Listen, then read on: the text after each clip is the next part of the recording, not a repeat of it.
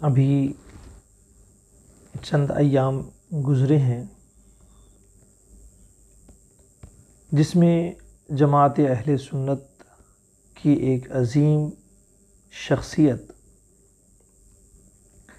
مبلغ اسلام، پیر طریقت، رہبر شریعت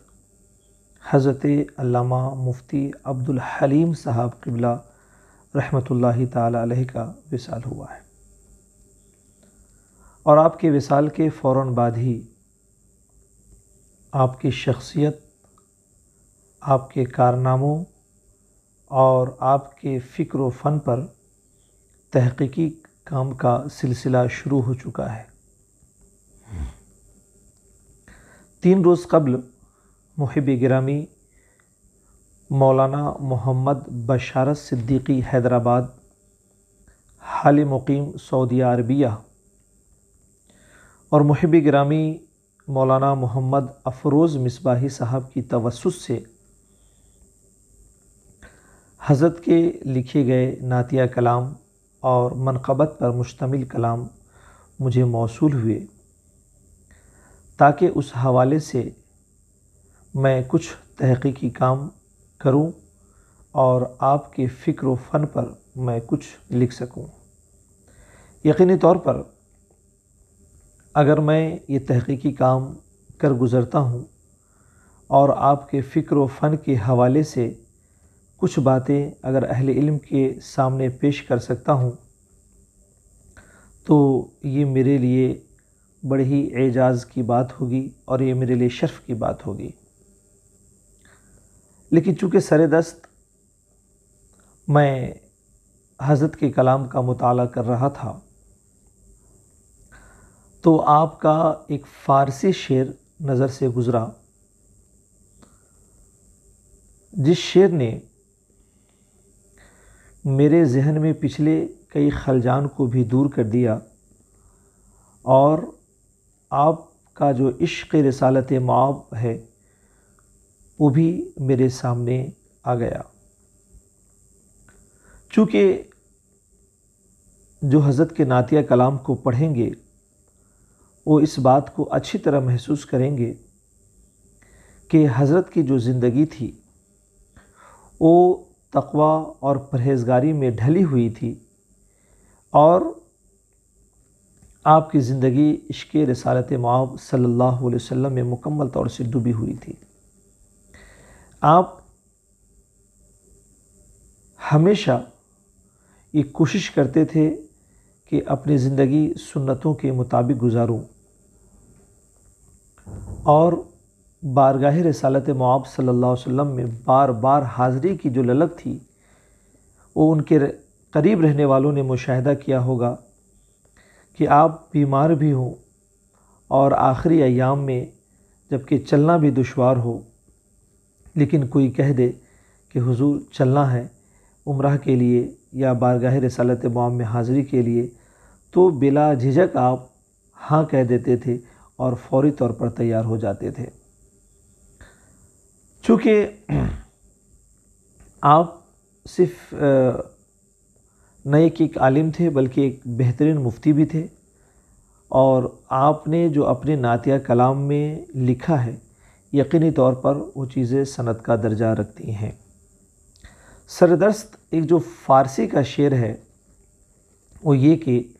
شنیدم خانہائے عاشقاں تشریف فرمائی، شب در خانہ ام باشد چراغاں یا رسول اللہ۔ دراصل یہ فارسی شعر مکمل طور سے اردو کی ایک معروف شعر ہے، اس کی ترجمانی ہے کہ سنا ہے آپ ہر عاشق کے گھر تشریف لاتے ہیں، میرے گھر میں بھی ہو جائے چراغاں یا رسول اللہ۔ چونکہ یہ جو اردو شعر ہے اس حوالے سے مجھے کبھی کوئی اعتراض نہیں رہا، چونکہ اس میں شاعر نے اپنے زاویے سے اپنی سوچ کے مطابق بارگاہ رسالت مآب صلی اللہ علیہ وسلم میں اپنے عشق کا اظہار کیا ہے، لیکن اس شعر پر بے انتہا اعتراضات کیے گئے۔ بعض لوگوں نے تو یہاں تک کہہ دیا کہ یہ کسی غیر مسلم شاعر کا شعر ہے اور وہاں سے یہ فکر ہمارے اندر در آئی ہے، اسے ہمیں قبول نہیں کرنا چاہیے۔ یہ فکر گمراہی کی طرف لے جاتا ہے۔ اور بعض لوگوں نے اس پر سوالیہ نشانات قائم کیے کہ کیا حضور بھی گھر تشریف لاتے ہیں؟ بعض لوگوں نے اس شعر پر اس طرح بھی اعتراضات کیے کہ جب حضور شہرک سے زیادہ قریب ہیں تو پھر گھر میں تشریف لانے کا کیا مطلب بنتا ہے؟ پھر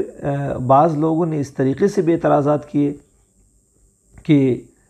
گھر میں آنے کی آرزو کر رہا ہے، نہ گھر تمہارا اس لائق ہے، نہ تمہاری شکل و صورت اس لائق ہے، نہ تمہارے اعمال اس لائق ہے کہ تم حضور کے آمد کی آرزو کر سکو۔ پھر یہ شعر میں اس طریقے سے آرزو کرنا یہ بیکار کی چیزیں ہیں، یہ بلا وجہ کی چیزیں ہیں۔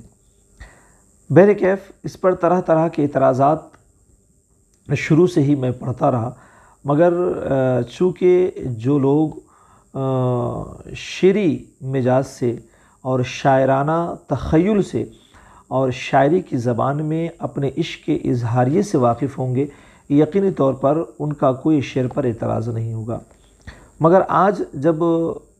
حضور مفتی عبدالحلیم صاحب قبلہ کا میں نے یہ فارسی شعر پڑھا، اور جو شعر مکمل طور سے اسی اردو شعر کی ترجمانی ہے کہ سنا ہے آپ ہر عاشق کے گھر تشریف لاتے ہیں، میرے گھر بھی ہو جائے چراغاں یا رسول اللہ، آپ نے مکمل طور سے اسی اردو شعر کو فارسی کے قالب میں ڈھال دیا ہے کہ شنیدم خانہائے عاشقاں تشریف فرمائی، شب در خانہ ام باشد چراغاں یا رسول اللہ صلی اللہ تعالیٰ علیہ وسلم۔ اگر اس اردو شعر پر کسی قسم کا کوئی اعتراض ہوتا،